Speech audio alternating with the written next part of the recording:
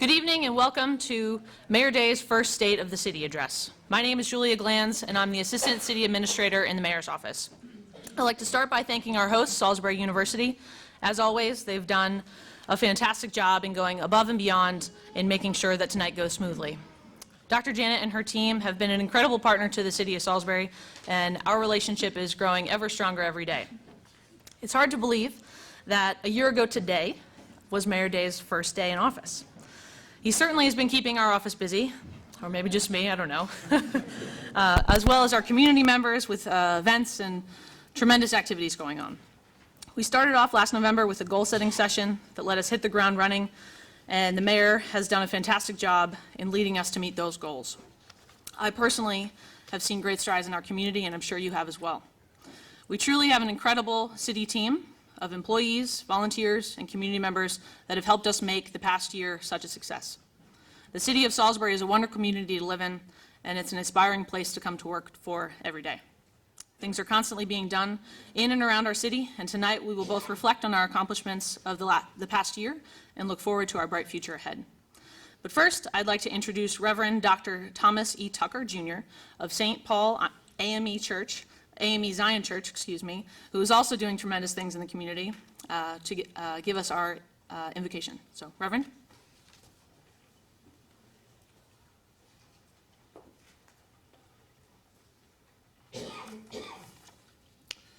Let us pray. God of all creation, we come before you to give honor and praise. You are worthy of all praise. We acknowledge that you are the source of all that is good. You are the source of all of our blessings. We thank you for every gift that we have been given. Tonight we thank you for the opportunity to come and gather.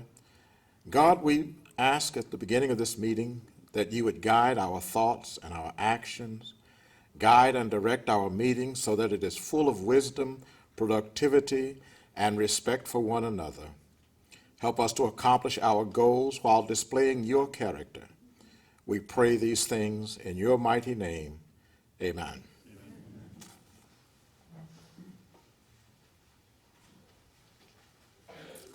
I'd like to now introduce a gentleman. Believe it or not, we were in school together at SU in political science classes, and however many years ago that was, I remember thinking this man is going to go far, and he clearly has. He is the Deputy Chief of Staff for Dr. Janet Dudley Eschbach here at SU, doing tremendous things. The brand new Academic Commons, I think he played a small role in that, and he is continually giving back to this community, and we see that with our newly Youth Development Advisory Committee, and he is traveling literally the state to see best practice models of community centers and finding ways to implement those strong practices here. So, Robbie Sheehan.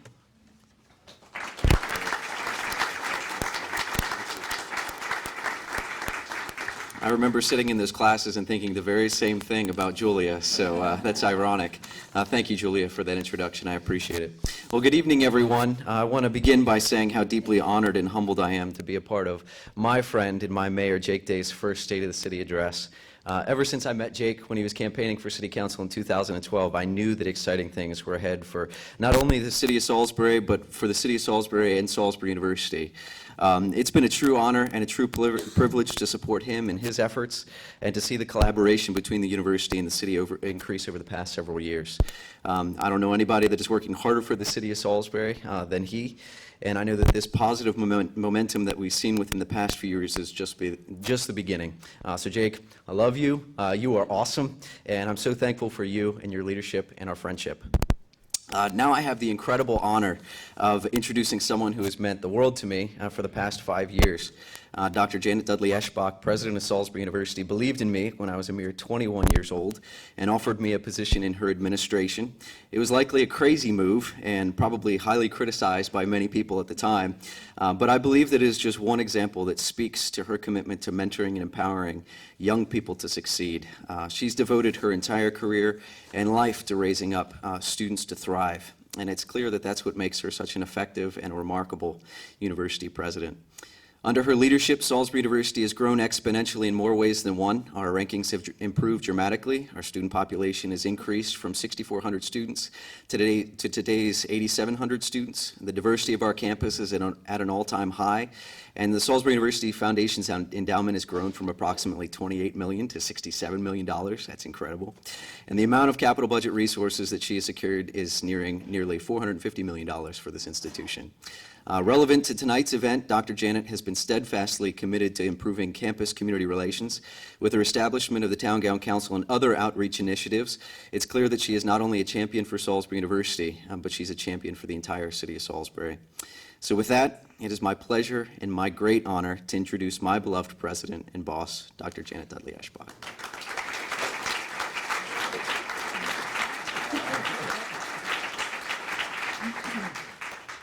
Thank you so much, Robbie. What a delight to be here this evening. Oh my, we don't have enough chairs. This is not a good thing. There are a couple of chairs up here. We've got, and there's a chair right here in row 3. We promise you it's going to be so interesting you aren't going to want to leave early, so please, a couple of chairs here. Hate to have people standing. In any case, it's so exciting for me to be here this evening and to welcome all of you to this evening's event. Again, I'm Janet Dudley Eschbach, and I serve as president of this outstanding institution. Many of you are alumni of Salisbury University or have sent your sons and daughters to us or intend to. Got to do a little recruitment. What can I say, right? Got to do a little recruitment. You know, but I'm so excited and pleased to have been asked to host Mayor Jake Day's first State of the City address here on the campus of Salisbury University. I think Salisbury University is a fitting location for these important remarks, given the outstanding, I would say even explosive synergies that have resulted between the city and the university during the mayor's first year in office. Seems incredible that it's only been a year because so much has been accomplished. One of the top priorities of my administration as president of Salisbury University has been to try to improve and ensure positive city-university relationships. In 2003, as Robbie noted, I established the Town Gown Council, hoping to bridge the divide between the university and the community. We've had great success since 2003, but I can fully attest that Town Gown relations have not been easier than during Mayor Day's administration. I believe this is in large part due to the steadfast commitment he has to working with everyone at the university, working with me, my staff, and others on issues throughout the community. I'm tremendously encouraged by that progress, Mayor Day, the progress that we've all made together, Jack and others, in such a short period of time. And I do believe this is only the beginning. During Mayor Day's time on the City Council, it was clear that he was a forward-looking and progressive leader who saw Salisbury not as it was, but as it could be. He's truly a visionary. He's also got a lot of practical common sense. Early in the mayor's political career, he had identified Salisbury University as one of the most important assets this community has to ensure long-term visibility and economic stabilization. To that end, the mayor has partnered with us on a variety of projects, including the establishment of the downtown trolley, the enhancement of bike lanes between the campus and downtown, collaborative branding campaigns and initiatives, greater communication between city and university departments and committees, stronger partnerships that address neighborhood integrity issues, and the list really could go on and on. This past year, Salisbury University was presented with a golden opportunity to support the mayor's downtown revitalization efforts through the donation of the downtown gallery building by philanthropists Palmer Gillis and Tony Gilkerson. We are relocating several offices to this building, which will help increase foot traffic downtown and support existing businesses. However, we're especially excited to announce that we will be launching a center for entrepreneurship in the old IRS space. Now, I know that space was kind of dreary, okay? We've all seen some of the plans for that space, and it's going to be truly exciting. That space is being converted and updated, and within the next year, will be replete with resources to launch new student and community startup businesses. And I want to give a shout out to Bill Burke. Many of you know Bill, who wears many hats at the university. He's a faculty member in the Purdue School of Business, but for many years now has been very actively engaged in all of our entrepreneurship activities. In fact, last week, $95,000, do I have that number right, Bill? $95,000 were awarded to different individuals for their business startup ideas. And Bill, what's your official title that we just gave you recently?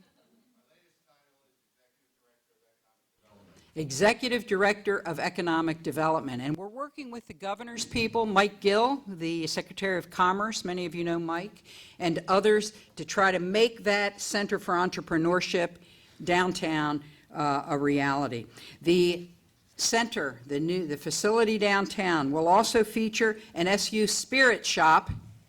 That's not where we sell alcohol, okay? Spirit Shop, you know, T-shirts, sweatshirts, caps, etc. It's our hope that winners of the annual entrepreneurship competitions will also take up residence in that new location, stay local when they graduate, and eventually transition into leased space within the city of Salisbury. To support these efforts, the mayor not only established the Mayor's Award as part of our student entrepreneurship competitions, but also launched his Buy a Home, Build a Business program, which provides I'm not going to steal all your thunder here, Mayor, I promise, which provides students with the opportunity to pursue home ownership post-graduation while simultaneously building a business. This is complementary to my reinvigorated Live Near Your Work program, which encourages faculty and staff to purchase homes within the city of Salisbury and in close proximity to campus. Taken together, I'm hopeful that we'll be able to dramatically increase home ownership throughout the city's neighborhoods. These initiatives are clear examples of the great relationship that Salisbury University enjoys with our city leadership, and are indicative of our willingness to work together to support economic activity. We're greatly appreciative of all of the work that the mayor has done and will continue to do, and for his friendship. We're excited to see what lies ahead and look forward to our continued work together to ensure that Salisbury remains vibrant, thriving, and prosperous as, and I love this, Maryland's coastal college town. Love it. We need to make up some shirts. You probably have already taken care of that. Before I introduce our next speaker, some of you may know that Robbie Sheehan, again, who has really handled government and community relations for me, will continue an affiliation with Salisbury University, but is going to become a pastor at his church, the Hebron Methodist, help me out. The Uprising Church in Hebron. Okay. And I didn't know he'd be here this evening, but looking out at the group, I see that the young man who will be filling those big shoes and coming to the university as my deputy chief of staff and taking on that government and community relations role is Mr. Eli Modlin. Eli, would you stand up, please, and be acknowledged?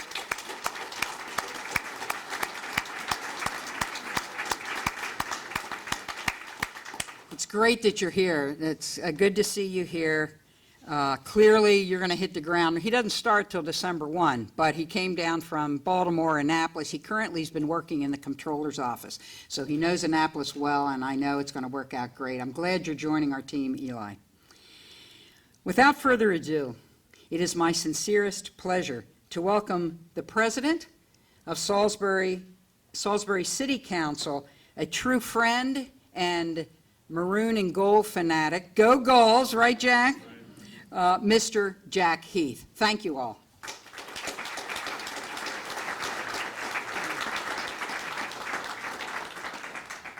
Good evening. The boss says I have 5 minutes. So if you know me, I'm going to read, so I only go 5 minutes. I've timed it. I would like to thank the mayor for allowing me to give the council perspective on the state of the city. After the elections last November, there was a community goal-setting session held in this very room in December, where the priorities for the city were developed. Not surprisingly, when looking at these priorities, almost all are quality of life issues. The participants sent a clear message to the mayor and the council. The priorities included public safety, development of the arts, youth, environmental stewardship, economic development, and the attack of heroin. Some of the more notable legislation that was passed this past year included funding through bonds for the downtown redevelopment, formation of a youth advisory committee, new bike routes, funding for improvements to the zoo's visitors center, formation of a human rights commission, improved military leave for city workers, expansion of the enterprise zone, a noise ordinance, and several pieces of environmental legislation to protect our bike trails and our aquifer. In addition, our support of Third Friday and First Saturday is strong and continues. One of our successes was the use of public and private partnerships. A prime example of this was a partnership created with the Greater Salisbury Committee in the funding for the Youth Summer Work Program. One of the best things I think that we've done. That was not written down. This is just one of many examples. The surplusing of some city property and sale to private developers will soon become very evident as the shovels hit the ground. I want to thank April Jackson, former Councilwoman Laura Mitchell, Mir Boda, and Jim Ireton for their dedication and commitment to the citizens of Salisbury. 2 weeks ago, we welcomed our newest councilman, R. Hardy Rudisil, and look forward to working with him over the next 3 years. Finally, I want to thank a special group of individuals who never get the recognition they deserve. Do you know that there are 21 volunteer city-appointed committees and more than 100 individuals that serve on them and put in countless hours serving quietly behind the scenes to make this the greatest city in Maryland? It is a well-known fact that the greatest of Salisbury's assets is its people. We salute you. The council and I look forward to it next year and to continue what has been started. Thank you very much.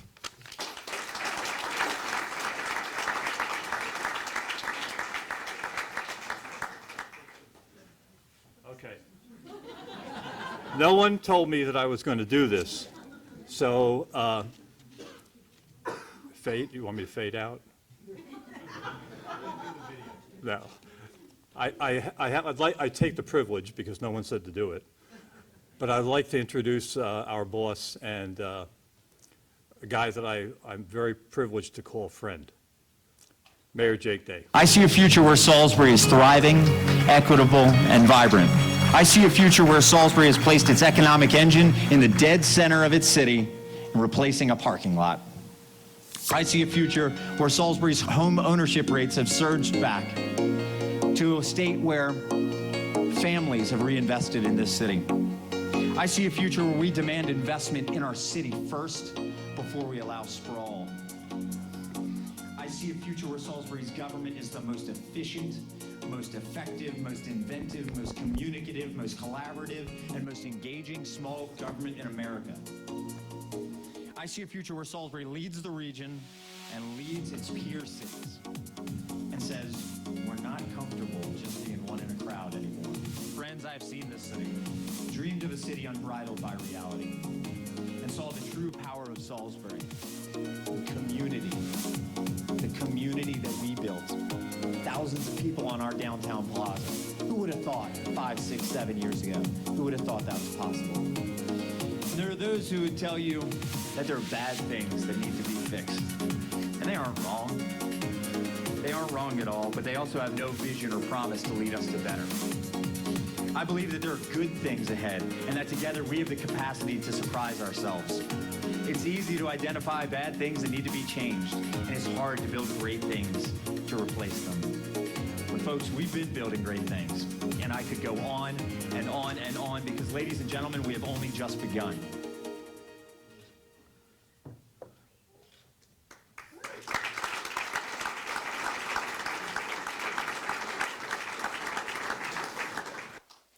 I still believe that's true. So, good evening. I'm looking at my watch only because I really want to get you out of here within an hour total. That doesn't leave me with a terrible amount of time, but I've got a lot to say because a lot has happened in this year. And this room is filled with people who made it happen. It's really kind of incredible looking around right now, and this isn't in the script, but it's really kind of incredible looking around and realizing that all of you have made this happen. This is not about one person. This is about a community that wants to be great and that is committed to being great. So I want to say a couple thank yous. Jack, thank you. Thank you for that start to our night. Thank you for the introduction. And thank you for recognizing the rest of the team. I am so excited about the team we've got on the City Council. April, Hardy, Muir, where's Muir? Muir's working, isn't he? Jim, Jack, I'm really so grateful for each and every one of you. President Eschbach, thank you. I don't feel like I deserve those words, but I appreciate them. Thank you so much for your partnership. Thank you for your 16 years dedicated to this university. And thank you for spending that time to make this university closer to its community. You have not only made incredible changes right here on campus, but you, I believe, have helped change Salisbury. It was mentioned that Robbie Sheehan is the chairman of our Youth Development Advisory Committee, doing incredible things for our young people. But I also think it's worth pointing out that Robbie was only appointed to his position when he was 21 years old, and Reverend Tucker and I were surprised that you're only 22 years old today. Or only look 22, Robbie. So I don't know how you do it. I don't know what your secret is, but the rest of us, we're watching you. Reverend Tucker, thank you for your word of prayer. Thank you for opening this meeting that way. And thank you for your commitment to equality, community, police community relationships. Thank you for your commitment to a stronger Salisbury. I'm grateful to you for that. So this has been a big year. It's been huge. And this is where I was going to make the Trump joke, but I'm not going to do it.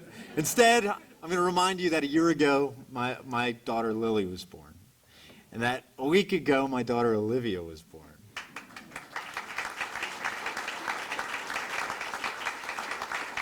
And I'm afraid you'll expect that every time we do this, we're going to have another baby. And I will disappoint you. Olivia, if anyone was wondering, is doing great. And the amazing folks at PRMC have allowed my lovely wife, Liz, to be here tonight, and we're grateful to them. Thank you, Liz, for being here. And thank you to my family for being here.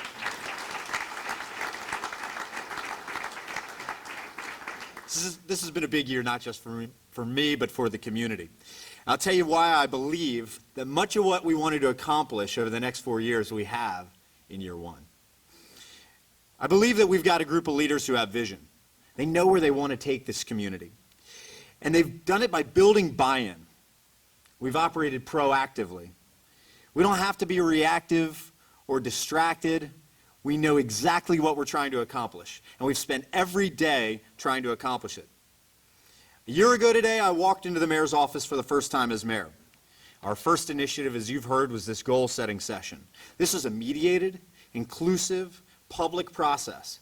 And in that moment of unity, we said together, public, tell us what you want from your government. And that's what we're going to deliver. And that's our priority. And that's what we're going to focus on. We took it seriously. And we took it so seriously that we've incorporated those goals into our everyday management. We've incorporated those goals into what I believe is the most innovative city government budget you're going to find. We incorporated those goals into every plan. And we've been adopting a lot of plans. A 20-year downtown master plan that involved more than 2,500 citizens. A zoo master plan. We're about to adopt a city park master plan. We're going to soon see our urban greenway plan, our Route 13 design corridor plan, our bicycle master plan. And these are not plans that just sit on a shelf. These are tied directly to the CIP, tied directly to the budget, so that the council and I can work together to immediately implement. And that's exactly what we've been doing. Right out of the gate, we rebranded our city. Or better yet, to be more honest and accurate about it, we branded our city. Some people might tell you that, that's just new paint on an old house. And I would say that the truth is that having a vision of who you want to be is great. But we have to be able to articulate who we are in order to ever achieve who we believe we can be. We hired the world's leading place branding firm, Arnett Muldrow. And they helped us identify that we are a comfortable, easy place to live in a beautiful coastal region. Economically, we are the capital of the Eastern Shore. Culturally, we are the heart and soul of Delmarva. And finally, once and for all, unabashedly, unashamedly, we are Maryland's coastal college town, right, Madam President? And you'll see it on everything. You'll see it on our website, on our letterhead, on our cars, on our uniforms, on our shirts, on our hats, on everything. This is where I sip from the bottle of water with the Salisbury logo on it. And it's ingrained in our culture.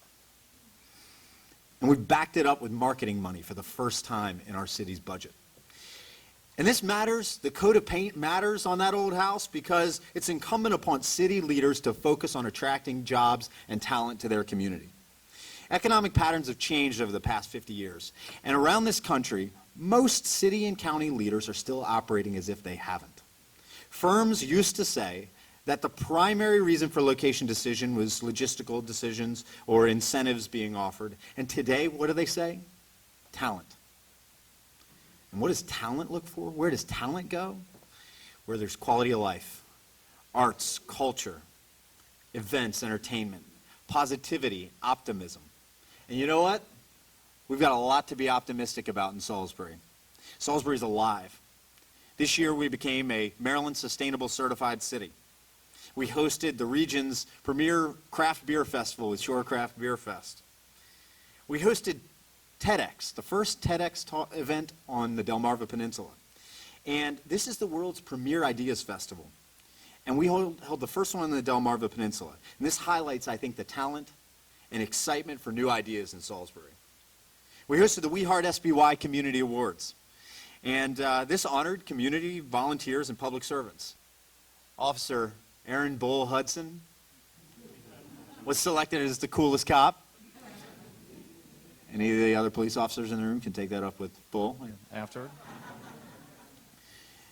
Dee Kelly was selected as the favorite public official. And where else in America does the person who writes your parking tickets get selected as the favorite public official? Something we all can learn from her. The downtown trolley came rolling back and had a record high ridership with 1,300 people just in the last 2 months. Bike to Work Week is back with almost 75 riders this year. And we've averaged over 50 riders a month at the Salisbury Slow Roll, which, by the way, leaves from the front of the government office building every second Wednesday at 5 p.m. So join us. And we know how to use our feet, too. Walk Salisbury event was launched this year. We had about 100 attendees. It was a lot of fun. We walked around the city park at lunch. So much fun, we're going to start doing it quarterly. But life in Salisbury is not just about these exciting events. These are one-off moments. And it's about what goes on in your neighborhood. It's about what goes on in your home, on your streets, and even what comes out of your faucet. And I'm so excited and proud of our water team that once again, for the second year in a row, we've won Maryland's best drinking water in the state of Maryland. After visiting our immaculate water plants, I am confident that when you look at the weakness of a place like Flint, Michigan, and you think about the failure to invest in the things that protect against, even through old pipes, that protect against the kind of damage that we saw there, I can tell you you are protected against that here. Your elected officials and the experts working for the city of Salisbury will not let you down. And most of that clean water, by the way, is for drinking, but some of it goes to fire hydrants to put out fires. And you'll start seeing around Salisbury these blue reflectors at every single fire hydrant this year. And it helps the firefighters find those hydrants faster in inclement weather. I want to remind you that we've got the only professional firefighting force in Wicomico County, built of talented volunteers and professional firefighters, paid firefighters, and EMTs that protect approximately 75% of the housing stock and 95% of the businesses in Wicomico County. And I am so honored that finally, in partnership with, and I know I saw him, Council President John Cannon, we are moving forward on formal negotiations on the fire service agreement that has lapsed. We are going to resolve this. I am confident we are going to resolve it this year, and I commend the county leaders for working with us. Thank you, John. This year we cut the ribbon on Fire Station 2. Sadly, the old building could no longer serve as an emergency shelter, so it was sad to see it go. However, I'm proud that we could offer our firefighters, as well as the Church Street and Doverdale neighborhoods, the protection that they deserve. You know, it's a reminder that each and every neighborhood in our city deserves equal attention and infrastructure, equal protection of value and protection from blight. And let's not forget that our code enforcement officers are the primary effort responsible for protecting the value of your home. And we've had a huge productivity increase this year, with 10,631 citations so far. Compliance, voluntary compliance, is up 90%. 90%. So when people are cited. We are at now 100% success in the courts for the 10% that won't comply. So the lesson here is, please take care of your home and your neighborhood. When you take care of it, it saves you from a hassle, and I guarantee you it leads to protected value in your property and your neighbor's property. And all of this has allowed our housing market to recover. Housing inventory has plummeted 60% in 12 months. Home prices have risen 5%. So there are 60% fewer homes for sale in Salisbury this year than there were a year ago. Home prices have risen 5%, and they're selling faster too. Average days on market has dropped from 85 a year ago to 48 today. We've also been hitting the streets. Our paving blitz this year hit every corner of the city. We're hitting Hampshire and Naylor and Smith and Register and Monticello and Hampshire Road. I know everybody thought it was the worst street in Salisbury, but that's what it looks like now. And it was bad. But we had a process change too. It used to be that the streets that got paved were hand-picked. But under the leadership of Mike Molds at the Public Works Department, Public Works has now mapped the entire city streets and the condition of those streets and categorized them into 6 categories. And now we're ticking through those streets that are in the worst condition. And by 2019, I'm confident that the 3 lowest levels of condition will have been repaved. We've expanded our street sweeping program as well. We're now going to hit, don't you love that? Every street in the city 2 times per month. And the benefits are twofold. One, we get better looking streets. And 2, we reduce the pollution and the pollutants that go into the Wycomico River and the Chesapeake Bay. Much of what's been accomplished in our neighborhoods over the past year are the result of the consolidation of the pre-existing Neighborhood Services Code and Compliance Department, I can't even say it anymore, and the Community Development Department. They've created our Housing and Community Development Department. Through savings by this consolidation, we actually created a position to address homelessness. Now, this is non-traditional for small local governments, non-traditional for cities. However, we feel that if those who are responsible for this issue aren't able to make headway on their own, or aren't able to make enough headway on their own, and yet we are going to deal with the consequences of homelessness in our city and have to address it through means that, frankly, we don't want to, we better get off the sidelines. So I'm proud to announce that Salisbury is America's first small city to launch a Housing First program. And it is saving lives right now. We have 8 chronically homeless men, women, and children who were defined as chronically homeless, who are now in housing, permanent housing. By partnering with organizations like Hope and Diakonia and Joseph House, Somerset County, and more, the permanent supportive housing network in this area has literally saved lives. We have 5 vouchers left this year and hope to expand next year. There were approximately 100 chronically homeless individuals a year ago on the Lower Shore, and we are working to reduce that number. Housing First, I want to remind you, is not housing only. It doesn't say you just put a roof over somebody's head and that's the end of it. By partnering with the great people at the Wycomico County Health Department, we have provided wraparound intensive case management for every individual who has been placed in permanent housing. Ensuring that we are caring for those who are in the most dire circumstances, I believe, is morally mandatory. But it's also about improving the quality of life in our community. And quality of life is not just about reducing blight or housing, it's also about reducing crime. You know, in my job, forgive me, I have to judge the performance of a lot of people. And how does one judge a police department, especially when you haven't been a police officer before? First and foremost, of course, you want to see crime reduced. But that can't be all of it. You've got to also have trust. The people who are being policed have to trust the police department who is working for them. And this year we took several steps toward a safer, more trustworthy city. Under the direction of Chief Duncan, we launched a fair and impartial policing workshop that brought community members and police officers and city leaders together to address implicit bias and community policing. We've seen our Safe Streets team out there working in direct community engagement with young people in our neighborhoods. We had, I think, the best attended national night out yet. Another picture of Bull, yeah. He just pops up in those pictures.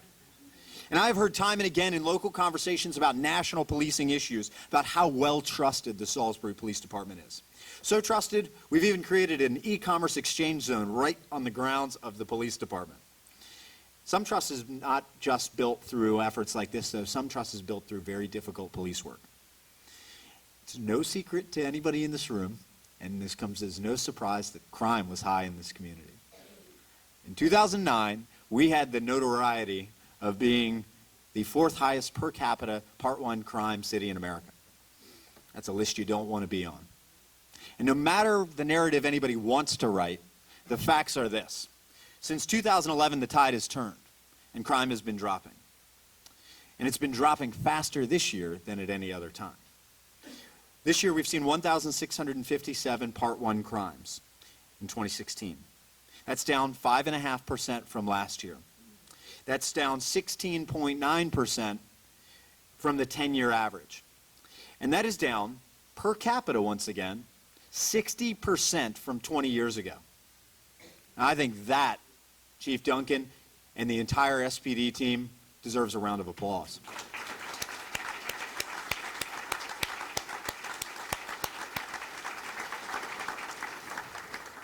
In 2016 has our lowest crime rate in 20 years, and if I had the data to go back further, I'd bet it would be lower for a longer period of time. And I'd love to say 30, but I just don't know that.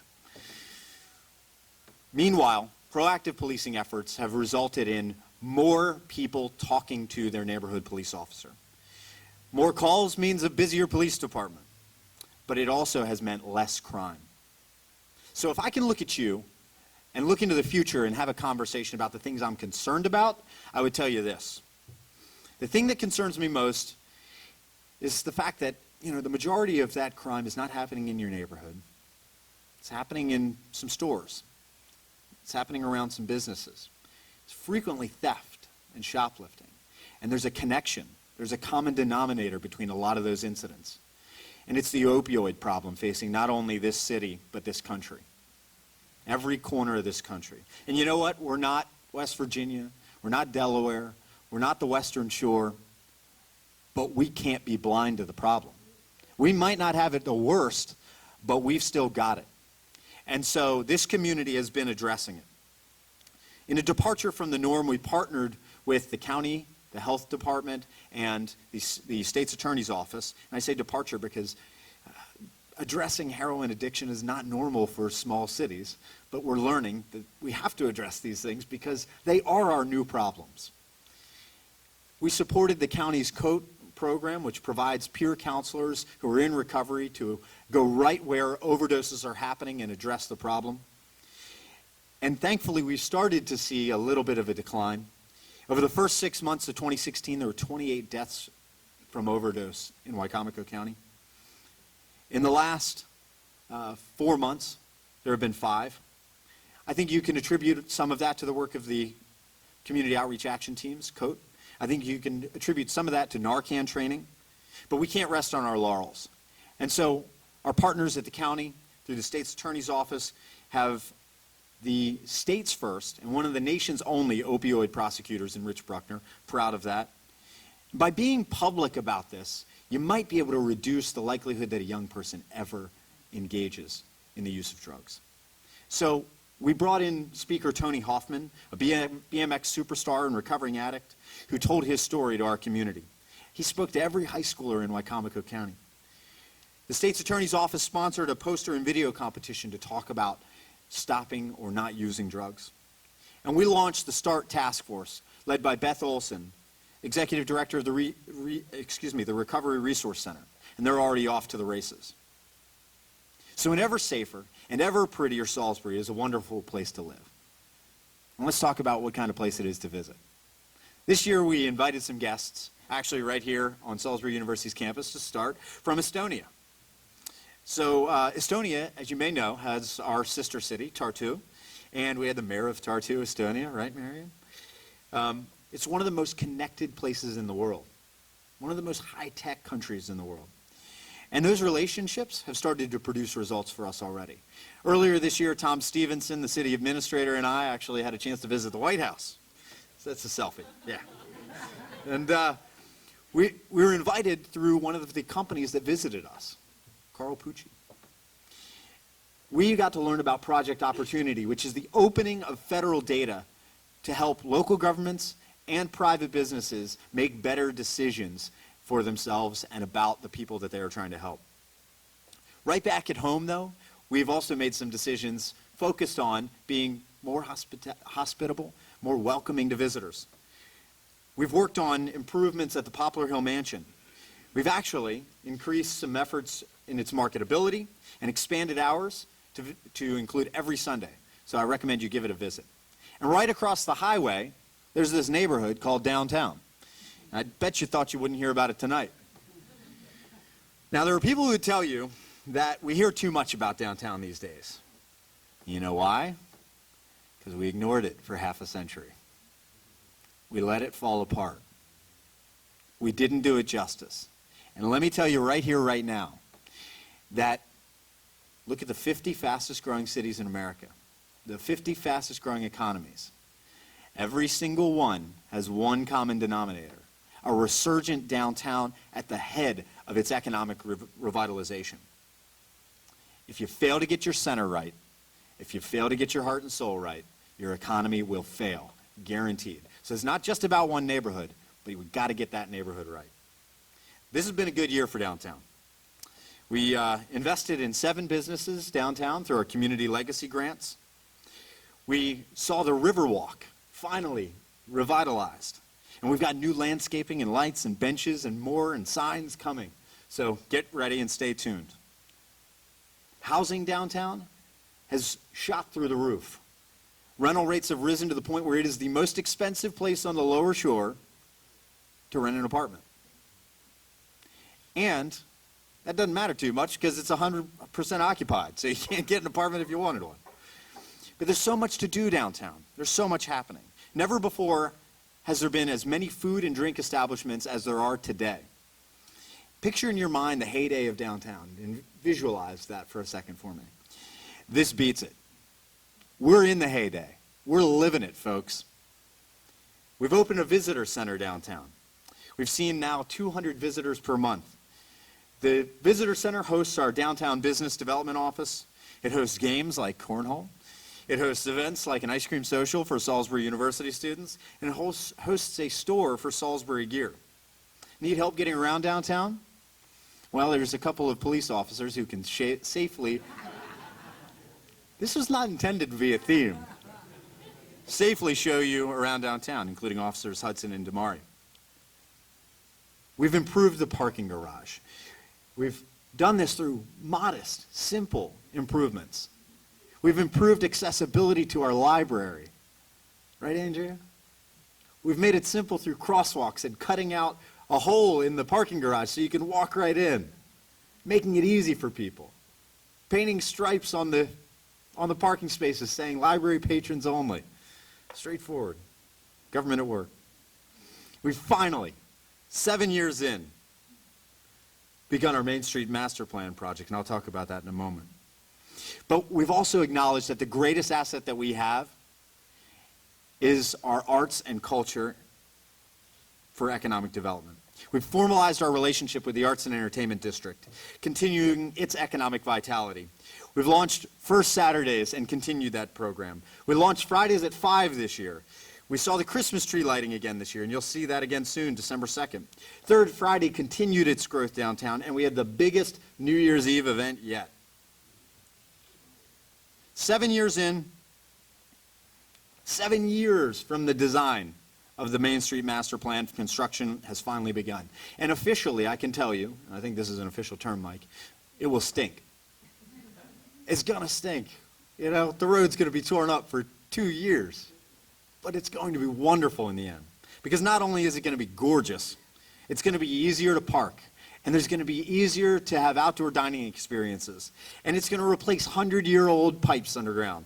And it's gonna address some of the flooding issues downtown. But not only that, it's gonna provide direct access from gigabit fiber to every single building on Main and Division streets.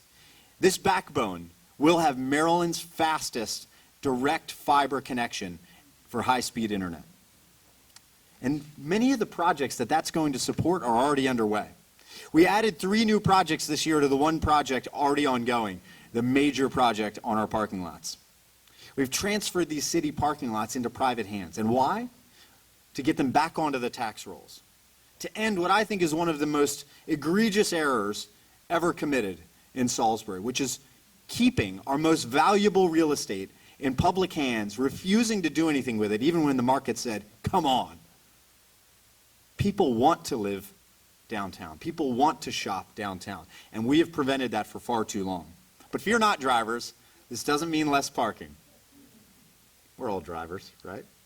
This doesn't mean less parking, because as many of these developments, we have required additional parking, even expansion. And recently we've seen increased demand for our parking. Parking permits are up 32%. Parking garage use is up 19%, and that's just in the last 12 months. And you can see some of the images here, our marina, proposed marina development, our proposed Lot 1 development. And the private sector is contributing to this growth, of course, too. In fact, that's what it's really all about. We found this year exciting news that Purdue Farms was moving its training facility into downtown. This will bring thousands of business visitors into downtown every single year. Packstar Logistics announced that they were adding 25 high-paying logistical jobs right away into downtown. But it's not just the core. In Northwood Industrial Park, Jubilant Cadista announced that they were on track to add 300 jobs over 3 years, 200 jobs in the coming 2 years. RDI announced just this past week, thanks to Dave Ryan, Salisbury-Wycomico Economic Development, and the Maryland Department of Commerce, that 50 jobs would be added in the industrial park. The market for jobs is shifting rapidly here, and let's talk about that for a second. A year ago, job growth and commuting patterns continued to shift on the shore, to the point where the federal government redrew our maps. Sussex County, Worcester County, Somerset County, and Wycomico County all became the Salisbury Metropolitan Statistical Area. And that's because 20% of the commuters of those outlying counties have to drive for their daily employment into Salisbury for their job. And that shouldn't surprise us, although it frequently does, because there are only 17,000 workers in the labor force in Salisbury. But there are 52,000 jobs.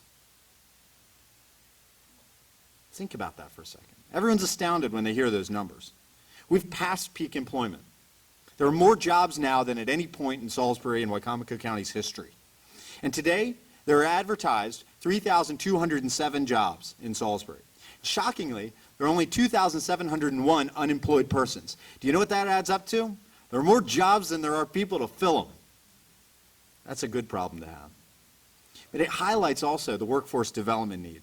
And I want to again applaud Wycomico County for creating the scholarship program through Warwick. Mr. Cannon, to you and your colleagues, thank you. What kind of jobs are these, those 3,207 jobs? Well, I'll tell you this. The median wage of those jobs is $40,016, which is just higher than the current median wage in Salisbury, which is $39,850. Meanwhile, per capita income has risen over the last 3 years to $28,615. That's 22% increase in 3 years. The United States has remained almost stagnant in that same figure over that same period of time. And for the first time ever, we are poised to pass the U.S. average this year. We've moved faster than the 3% that Maryland has risen at. Again, 22% in 3 years. Salisbury is also poised to overtake the U.S. average in median family income. Ours is $65,260. That's up 10.2% in 3 years, 3.3% just in the last 12 months. We are projected this year to overtake the U.S. median. Most of these available jobs exist in 9 different categories, and the beautiful thing about that is the diversity of our economy. No one category has more than 15% of the available jobs. And I think Dave would tell you that that is a good thing. You can see the categories that they exist in. Healthcare, number 1. Retail, accommodation, manufacturing, transportation, administrative services, public administration, finance, education. And I want to point out that we have 12% manufacturing employment in Wycomico County. Maryland, 3%. Jobs this past year grew. We lost Labanal, folks.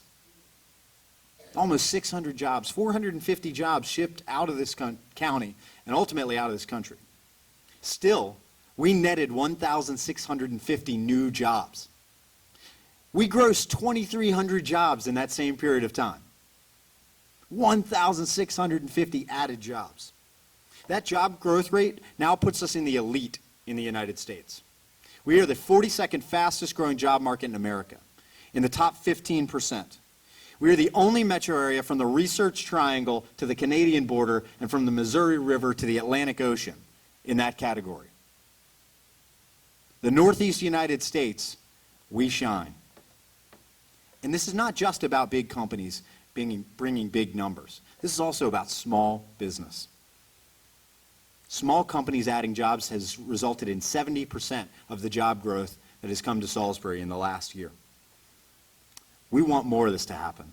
1 to 2 people shops that add 5 or 10 jobs over a couple years and become a medium-sized business, that's exactly what we want to see. That's why we created the Mayor's Prize this year, investing in entrepreneurs like never before, as you heard about from President Eschbach. We've provided, through this program, legal, mayoral, not that that matters very much, and business development advice to, in this case, Connect USBY and Matt Green. Is Matt here? Yeah, told you I was going to call you out.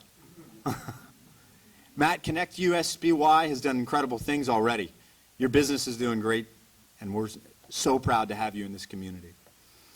We also created the Buy a Home, Build a Business program in partnership with Salisbury Neighborhood Housing Service. Where'd Cheryl go? This winter, we'll be planning an expansion of this program. Salisbury University graduates will have $5,000 available to them for down payment and closing cost assistance. They'll also get the package of the Mayor's Prize in addition to that. And hopefully, they'll embed directly into that entrepreneurship center you're talking about in downtown. And when they do, when they succeed, and when they take flight, what we want is for them to find a city government that is easy to work with. And that's what we have been working on. We've been working on making doing business in Salisbury easier. Construction value is up 93.5% this year over last year. It's up 917% just this last month. Where's Bill Holland? Yeah. Bill, you're busy, aren't you? Your people are busy, aren't they? That's what I thought. $8 million in construction approved in October alone. We've reduced the average days that it takes to review development plans to under 30 days 98% of the time, and average days to review a building permit application to 7 days. And once those buildings are up and we're seeing all that economic activity, we recognize that it's expanding still. We've seen we've got in this community $350 million of buying power, retail buying power. That's what we can take to the store at Christmas, Black Friday, Small Business Saturday. Small Business Saturday, right, Sandy? I was just in your shop today. Yet we do $1.6 billion in retail sales a year in Salisbury. $1.6 billion. That means people are coming from far and wide to shop in Salisbury. And our gross metropolitan product continues to grow. This year it's grown to $15.1 billion. We are truly the economic capital of the Eastern Shore. If we were a country, we'd be right between Iceland and Zimbabwe. Not bad, not bad. 123rd largest economy in the world if we were a country. But why does all this matter again? It matters again because we want to attract talent. We've got opportunity for them. And another word for talent is youth. We want to attract and retain young people. We've got the highest growth rate of millennials on the Eastern Shore. We've got the highest percentage of millennials on the lower shore. We've got the youngest median age on the shore, 28.3 years, and getting younger. It's fallen in 12 months from 28.8 to 28.3. This is our bread and butter, folks. If you're born and raised here, we should be investing in you as if this place counts on you and depends upon you. We want young people not only to want to stay, we want them to feel wanted. We want them to know that this is a place where they can thrive. When they grow up in a Salisbury neighborhood, we want them to know that not only do we have jobs waiting for us, but we need them to believe in this place and to know that this place believes in them. So step one has been to engage their interests through recreation and cultural opportunities like our events downtown, but also through finally opening and cutting the ribbon on our skate park. This is a great addition to Salisbury. Kids of all ages have used this thing. In fact, I caught Judge Matt Massarello using it one day. We rebuilt the City Park tennis courts this year. We've recently rebuilt the Waterside Park basketball courts. We funded a lacrosse, softball, and cyclocross program. This year recently you learned about phase 2 of this program as well, which is guiding youth into the workforce. Our summer youth employment program was not only about kids staying busy, learning about work, thinking about what they like and want to do, but much more. Thanks to Jamie Hayes and Junior Achievement of the Eastern Shore, we actually helped them open savings accounts, keep a checkbook, budget, learn critical soft skills and financial skills. And we opened a door for expansion next year. Thanks to Mike Dunn and the Greater Salisbury Committee and Jim Thomas, and in partnership with the county, we're going to be expanding this program tenfold next year. And this was the beginning of our youth development work. We've now launched the Youth Development Advisory Committee, again under Robbie Sheehan's direction. And this is a unique group. This is a government committee. And it's important to understand this, how unique and special this is. This is a government committee that people want to serve on. That's the unique part. It's so popular that we've got 25 appointed members, which makes it the largest committee that the city's ever had. And yet 75 people show up to the meetings. Robbie, I don't know what you're doing, but you're doing it right. This is the committee that will finalize the planning of our forthcoming youth development centers and much more. And this is beginning to look to me like we're a city that cares about its future. So the question you might ask, and if you did, I'd have an answer, is how'd all this happen? How? What are you doing differently? So it's a fair question. I believe, first of all, we're being better stewards of your money.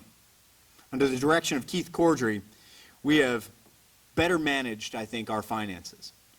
Now, I was only here managing 3/4 of the year of the last budget, FY16 budget, but I'm proud to announce we put $280,000 back into surplus.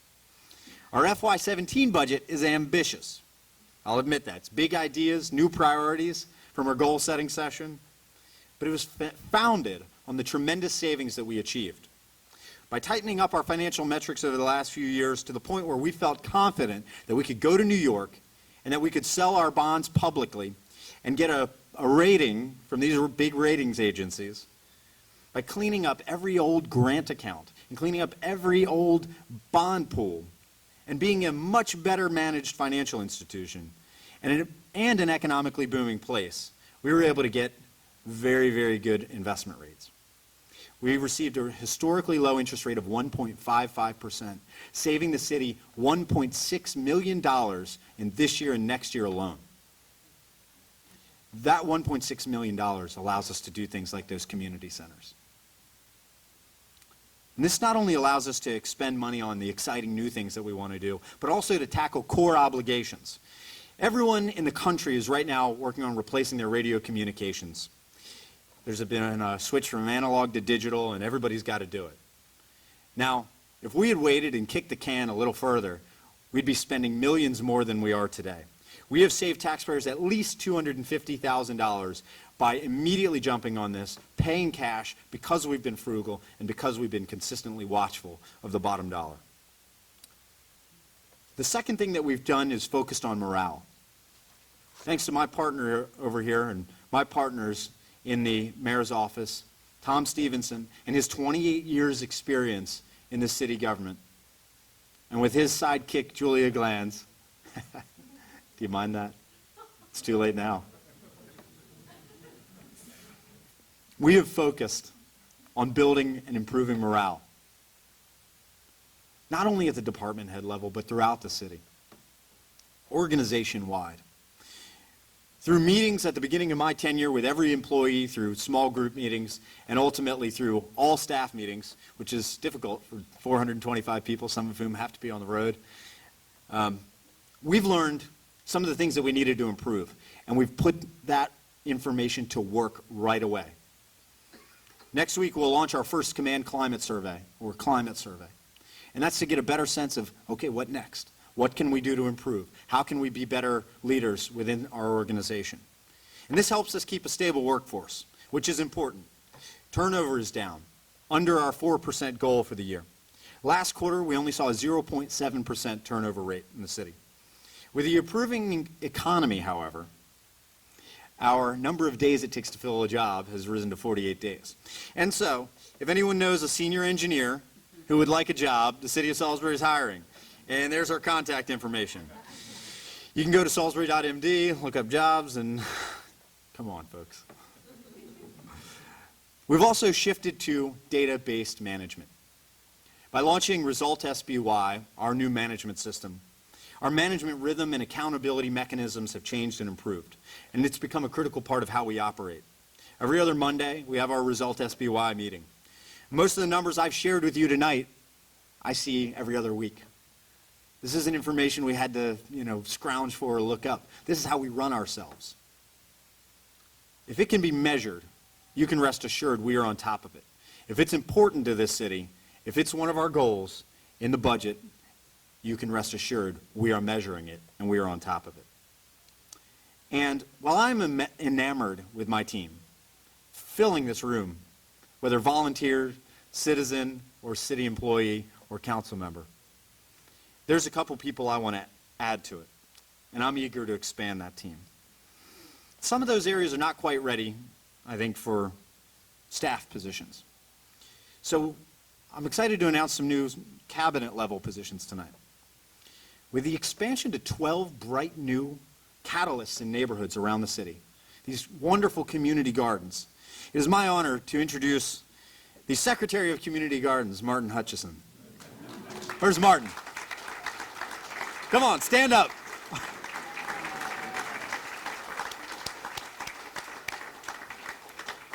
With the recent investment of $500,000 into community centers and the establishment of the Youth Development Advisory Committee, the creation of the Summer Youth Employment Program, I am honored to introduce to you your Secretary of Youth Development, Robbie Sheehan.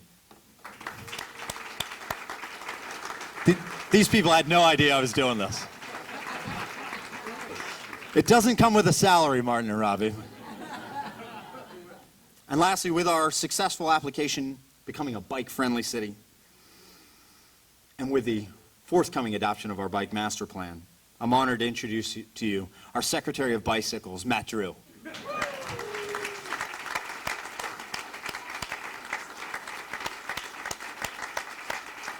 We can come up with a better title than that if we need to.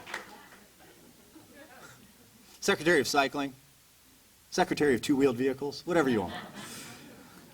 My point is this, that it's going to take more than one person. It's going to take more than 5 council persons. It's going to take more than 425 employees. It's going to take an army of people who are dedicated to change this community to keep this progress up. It's going to take a change in mindset. It's going to take a change in our self-esteem and how we think about ourselves as a city. This is what we can do, folks, in a year, in 12 months. And you better believe I'm geared up for at least 3 more years of it. And I hope you are too. After 1 year, we are officially, statistically, measurably, incontrovertibly safer, better employed, better housed, better paid, better run, and closer to achieving our vision than we were a year ago. And this is what's going to make not only Salisbury as the capital of the Eastern Shore, but Salisbury as one of the great small cities in America. That's the vision. We are on our way to executing it. I want to say God bless you and your families, and thank you for being here with me tonight.